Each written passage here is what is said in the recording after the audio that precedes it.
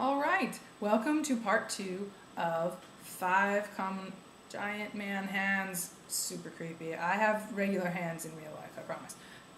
5 common mistakes that tank paper grade and how to avoid them. So in the last video, I explained what those 5 common mistakes were. To review, they are a horrible introduction of the since the cooling of the Earth's crust variety, or just an introduction that sucks because it's the first thing that you wrote when you didn't know what you're talking about yet. 2, quote dump. 3, obvious rambling. 4, plot summary. 5, abrupt drop-off. Okay, here is easy, super easy ways to avoid all of them and make that paper grade go up, up, up, up, up, even if you wrote your paper in a big old hurry. Okie dokers. This kind of stuff gets me so excited because it's fun. Writing papers fast is fun, right? Okay, so simple enough. To fix a horrible introduction, write it last.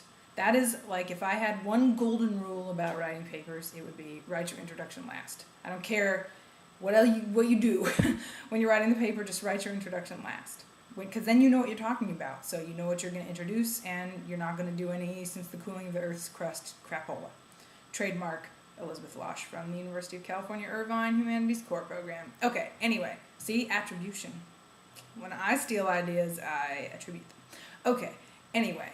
I'm going to have a whole tutorial on how to write a better introduction faster, so if you want details on that, just look at that. But for now, just write it last, and I guarantee it will be better than horrible. To fix quote dump, all you have to do is use those quotes to your advantage. It takes more words to set up a quote and talk about it afterwards than it does just to dump it, right? So instead of just saying, Gatsby's mad at Daisy, period, blah, blah, blah, blah, blah, period, end quotes, maybe a page number if you remember, and then going on with your rambling, set it up. Say, this theme that I just talked about is particularly apparent in the moment when Gatsby first decides he doesn't like Daisy anymore. That doesn't actually happen. While he is blah, blah, blah, blah, blah. Yeah? Then, you just took and stretched it out. Yay. He says, colon or comma, some sort of piece of punctuation that says a quote is going to happen now. Whole quote, blee, blee, blee, blee, blee, blee, blee, period, end quote. And then you put your page number in parentheses before the period, back in the little sentence. Yay. And then afterwards you start talking about it. You go, here we see, or here it is apparent. And you can steal that because that's like common phrases that everybody likes. So do it, use it. Here we see, here it is apparent, here it becomes apparent once again, here, etc., etc., etc. And then blather, yeah? See the blog for how to relate anything to anything, or the last tutorial on the Hail Mary pass on how to go down into the word level and talk about things for longer. And there you've avoided the quote dump, and you've avoided obvious rambling. Because instead of obvious rambling, you're doing sort of quasi-obvious rambling, but it's actually about something, yeah? The other way to avoid rambling is assuming that you have some time to actually read through your paper after you're done writing it. Read through it and just be honest with yourself. Say, is this rambling? Does this actually say anything, or did I just repeat something again? And if you did, take it out and replace it with a Hail Mary pass, strange textual analysis, or just try to make it a little less repetitive. Try to make it saying something new. Here's a fun one. To fix plot summary, all you have to do is make your plot summary relate to your point. You can still keep it in there, like I did when I showed you how to set a quote up. Yeah, you can do it some more. For example, so here's the plot summary.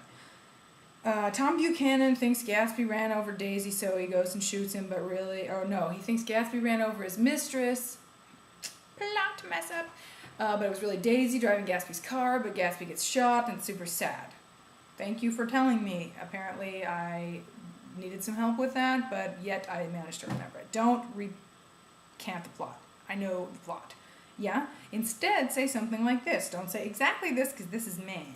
Say something like, Tom Buchanan's acute inferiority complex causes him to have to shoot Gatsby, while Fitzgerald's keen sense of literary irony creates the perfect platform for tragedy as he places Daisy behind the wheel instead of Gatsby. Yeah? See what I've done there? I've yammered about the plot, but I've made it relate to what I'm talking about. That is actually a good technique. That's not even a dirty trick. Your professor will be delighted that you are reading the plot in a way that relates to your theme. All right. And then to fix the abrupt drop-off problem, it's simple. You got to write your paper in the right order. You need 2 sittings to do this, preferably on 2 different days, but 2 sittings on one day will work too. So the first thing you do is write your body. Do not write an introduction. Write your body, and your body should consist of 3 quotes and analysis if it's a 5-page paper, 5 quotes and analysis if it's a 7-page paper, and 7 quotes and analysis if it's a 10-page paper, period. Always. Just do it. So do that. Use all the tricks. Leave it. Go away. Do not look at it for a while. I would say 2 hours. Or overnight would be even better. Then, after your break, come back, read it over again, fix a little bit of the rambling, just fix the worst parts. Fix like the 3 worst things that you see and then leave it alone. And then write your conclusion. Make sure your conclusion is at least 3 sentences long and ends with your thesis, your argumentative statement about whatever you think about this paper for the first time. Yeah? So what you're doing is saving tons of time because you're talking about the work first, figuring out your opinion about it, and then writing your thesis to fit with what you have already talked about, instead of having to make your paper always work back with your thesis. Yeah, that takes longer and it often doesn't work, and you end up with these really big stretches. So make up a thesis that works with what you've already written. Hooray! So, conclusion done. Now, finally, Lasty McLastersons. Start your introduction. And your introduction should just be a very quick 3 to 5 sentence paragraph that says exactly what you did. Not what you're going to do, but because you've done it already, what you did. Yeah? Don't talk about the cooling of the Earth's crust or the world through time or gender or, some rando large theme. Say, the following paper seeks to show that blank. Or, Gatsby's attitudes toward blank in The Great Gatsby are very interesting because they blank and blank. Yeah? Jump right the heck into it. Nobody wants to read your rambling, and you're not going to need to ramble at this point because you will have fulfilled the page requirement. You're not going to be panicked anymore, and you're going to do it. All right. So with this technique, you should be able to write a whole paper from beginning to end in, it depends on how long you write or how fast you write, like anywhere between 2 and 6 hours, beginning to end, even if you haven't read the book. Because you can always get a plot summary online, take some quotes from the book, if, God forbid, you've taken notes in class. If you're actually writing a paper on The Great Gatsby and you haven't read A Great Gatsby ever, then shame on you. It's the best book ever. I weep for your soul, but you know what? I'm not actually here to judge you. I'm here to save you from cheating. I'm really proud that you're going to try to write this paper yourself. Again, no matter what grade you get on it, it is a much, much better grade than fail with dishonesty and expulsion, which is what could happen to you if you plagiarize. You're going to learn. It's going to be great. Pep talk, I'm a pep talk person, so stop watching YouTube, get to work. And as always, go onto the blog, email me, go on my Facebook page, and let me know if and how this worked for you, even though I'm pretty sure it will. All right. Good luck.